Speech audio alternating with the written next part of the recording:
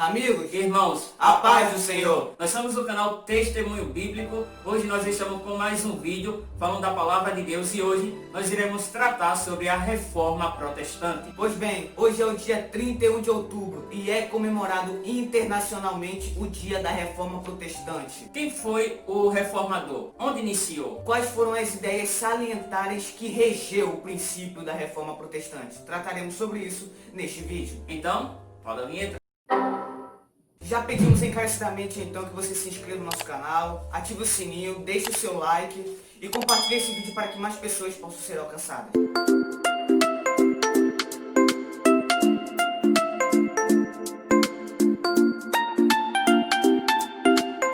Cento e 2 anos antes de Martinho Lutero nascer, João Rus era queimado em via pública e ele declarou: hoje vocês estão queimando um ganso, mas em 100 anos virá um cisne que ninguém poderá contê-lo. 100 anos após, nasceu o tal reformador, conhecido por Martinho Lutero. Ele recebeu esse nome porque ele nasceu no dia do Santo Martinho. O tempo em que Martinho Lutero viveu na Alemanha era um período crítico da história, tanto na igreja quanto na sua localidade.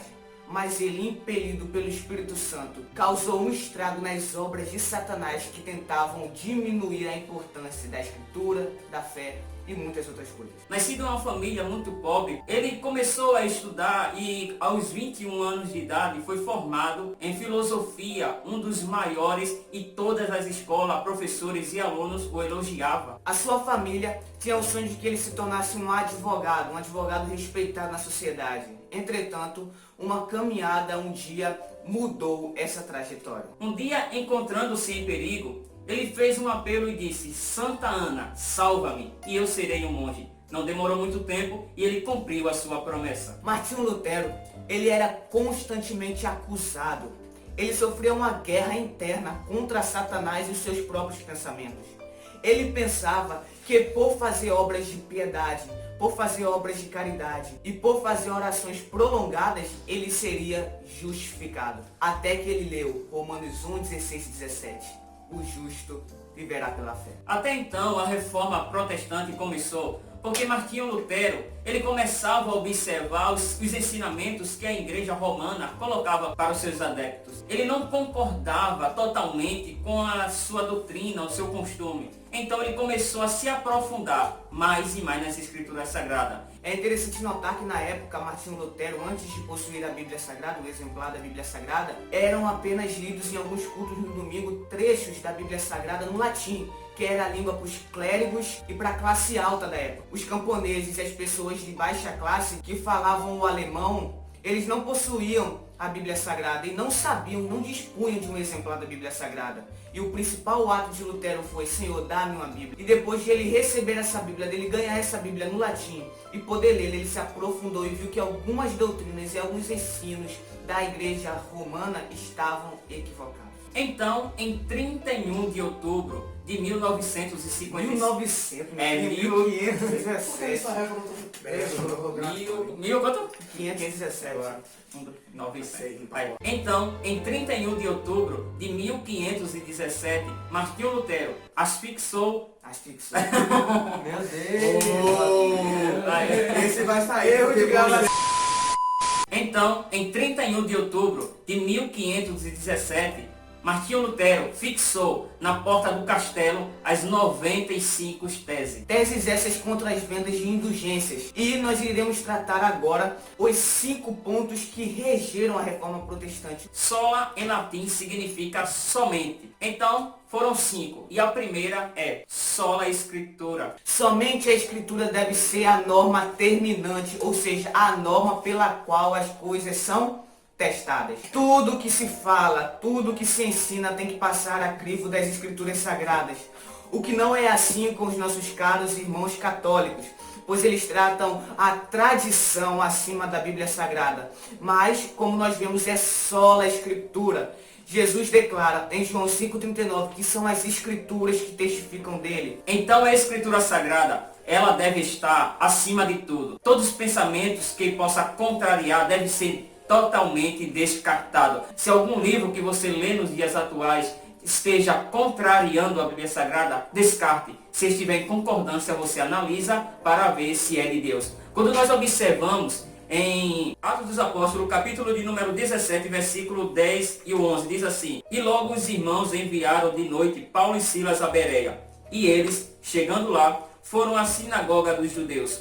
Ora, estes foram mais nobres do que os que estavam em Tessalônica, porque de bom grado receberam a palavra, examinando cada dia das Escrituras se estas coisas eram assim. Então nós observamos que os irmãos de Bereia, ele não só ouvia as palavras de Paulo e caía de bom grado. Não, ele observava, ele analisava as Escrituras Sagradas para ver se o apóstolo Paulo e Silas estavam falando corretamente. O segundo ponto da Reforma Protestante foi sola Christus, ou seja, somente Cristo. Queremos, primeiramente, tratar com respeito nossos irmãos católicos, mas queremos dizer o seguinte: não pode haver mediador entre Deus e os homens a não ser Cristo Jesus. Nós sabemos que a Igreja Católica ela é regida pelo Papa, do latim Pai, que é aquele que, entre os irmãos católicos, dizem ser o mediador entre Deus e os homens. Chamam até de vigário, ou seja, o substituto de Deus na terra. Mas se formos analisar as Sagradas Escrituras, não é bem assim.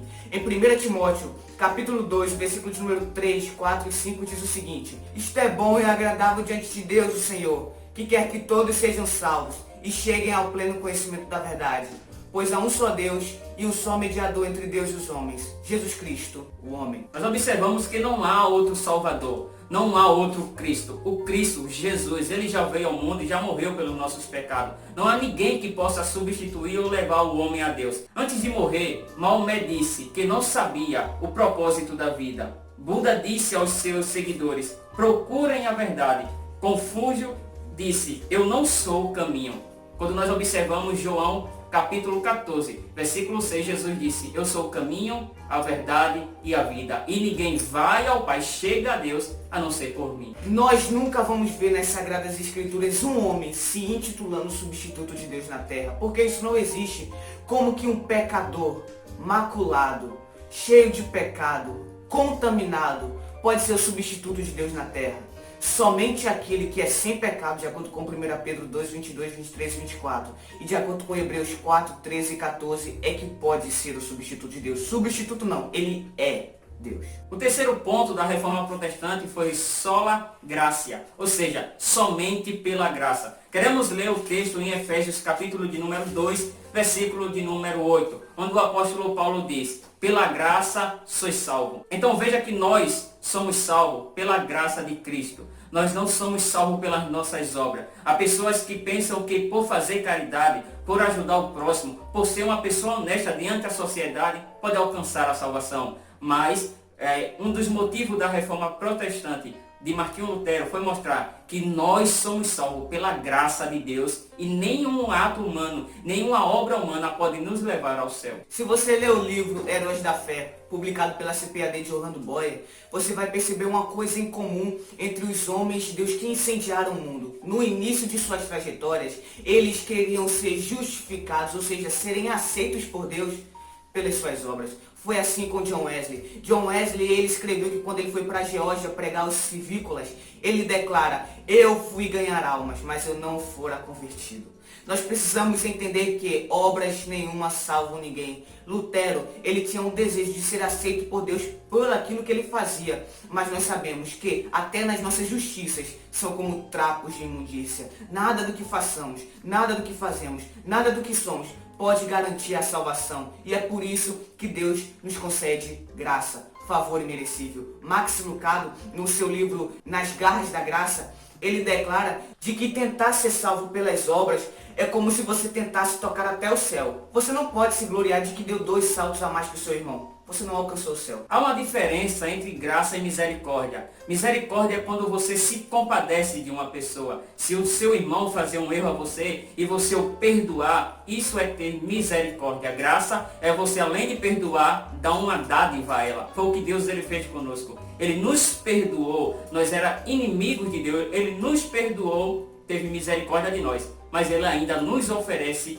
a salvação, o céu. Então é por isso que nós declaramos e reafirmamos: nós somos salvos pela graça de Jesus Cristo. A quarta sola era somente pela fé, ou sola fé. Por que sola fé? Nós precisamos entender que carne nenhuma é justificada sem ter fé em Cristo Jesus. Se nós lermos Romanos, capítulo 3, versículo de número 23 e 24, a Bíblia declara que todos pecaram e carecem da glória de Deus e são justificadas mediante a fé em Jesus Cristo. Ou seja, essa parte sobre a fé, ela ratifica ou ela interliga também com a graça. Para nós obtermos graça, é preciso fé e não boas obras. Entenda, nada do que eu faça, nada do que você faça vai comprar ou vai garantir a salvação. Não. Lembre-se de Atos capítulo 10, Cornélio. Esse homem era reto, ele era temente a Deus, ele desviava-se do mal, ele dava esmola. Mas faltava uma coisa. Faltava ter fé em Jesus Cristo. Quando nós observamos o texto que eu li em Efésios capítulo de número 2, versículo de número 8, o apóstolo Paulo ele diz, pela graça sois salvo, mediante a fé. Então nós vemos que, como o nosso irmão Marcos Vinícius passou falando, a fé, ela ratifica com a graça. É um meio onde nós devemos crer em Deus. No vídeo Fé que nós lançamos recentemente, se você não acompanhou, o link, o card vai estar aparecendo aqui em cima, que você possa estar assistindo, porque nós falamos sobre a fé salvífica, ou seja, a fé que nós cremos para perdão do pecado. Quando nós observamos o cego de Jericó, ele chega em Jesus pedindo um milagre para abrir-se os seus olhos, e Jesus diz, vê, a tua fé te salvou. Quando nós observamos também a mulher do fluxo de sangue, quando ela toca em Jesus, que é curado do seu mal, Jesus disse, a tua fé te salvou. Então nós vemos que nós somos salvos pela graça de Deus, mediante a fé. Não é simplesmente a graça de Deus. Nós temos que crer nessa graça. Nós temos que crer em Deus para receber. Paulo, ele diz ao carcereiro, crê no Senhor Jesus Cristo e serás salvo, tu e a tua casa. O termo crer no grego significa piscis, que ou seja, crer em algo para obter algo. Nós precisamos entender o seguinte, que a fé, ela é a mediadora, ou seja, ela que faz contato entre a criatura e o Criador. É a fé que, pelo ato de crer, te concede graça. Quer receber graça? Tenha fé naquele que é dono da graça. A quinta e última sola é somente glória a Deus. Ou seja, nós, seres humanos, devemos atribuir a glória somente a Deus. Então nós vemos que, apesar das obras que o homem faz, apesar dos homens que são, exemplo, Martinho Lutero, um grande homem que nós estamos falando aqui, mas a glória não é para ele. A glória deve ser para Deus. Ele declara, Deus usou uma jumenta, por que ele não poderia me usar também? Fazendo referência a Balaão. É interessante notar que a glória, esses homens não atribuíram o efeito magnífico do seu trabalho para si mesmo. Não, porque eles sabiam que nada vinha dele.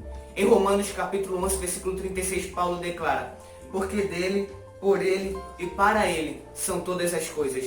Glória, pois, a ele eternamente. Amém. Nós somos salvos, você é salvo, não é pelas minhas obras, não é pelas vossas obras, não. É pela fé em Jesus Cristo. Quando nós observamos em Atos dos Apóstolos, capítulo de número 3, quando Pedro e João, ele cura aquele coxo que ficava na Porta Formosa, a multidão começa a chegar para ele, admirando o milagre que tinha acontecido. E ele declara, irmão, por que estáis olhando para nós? Como se por nossos olhos ou por nosso poder fizemos este homem andar. E ele ali começa a glorificar a Deus. Quando nós observamos também em Apocalipse, capítulo de número 19, versículo de número 10, quando é o momento da boda do Cordeiro, nós vemos que João, ele se viu um momento de tanta êxtase, um momento de tanta glória, que ele se prostrou aos pés de um anjo para adorar. Mas o anjo o repreendeu dizendo, levanta-te, não faça isso, porque eu sou conservo teu, adora somente a Deus. Pois bem, a reforma protestante, acima de tudo, ela colocou a Bíblia em um patamar jamais inatingível. A Bíblia, ela não deve ser tocada. Nós sabemos que Martinho Lutero, por um tempo, ele precisou ficar escondido no castelo, ele mudou até seu nome para Jorge. Ele traduziu a Bíblia para o alemão. Ele foi o primeiro homem a imprimir as Sagradas Escrituras e a disponibilizar para todo o povo. Saiba que a Bíblia Sagrada, ter chegado aí na sua casa, estar aqui hoje, foi muito difícil. Valorize a reforma protestante. Valorize as suas raízes. Agradeça a Deus por ele ter levantado homens para incendiarem o mundo enquanto o mundo estava numa degradação. Esse foi o vídeo de hoje. Então, se você gostou, já vá deixando o seu like, compartilhe nas redes sociais para que a palavra de Deus possa alcançar mais vida. Também que você possa estar se inscrevendo no canal, que é muito importante para nos dar uma força, para nos ajudar. Gostaríamos de avisar também que o Instagram, o meu e de Cláudio, está passando aqui na tela, os administradores também. E também o Instagram do Testemunho Bíblico também está aparecendo aqui na tela. Até o próximo vídeo. Fique com Deus.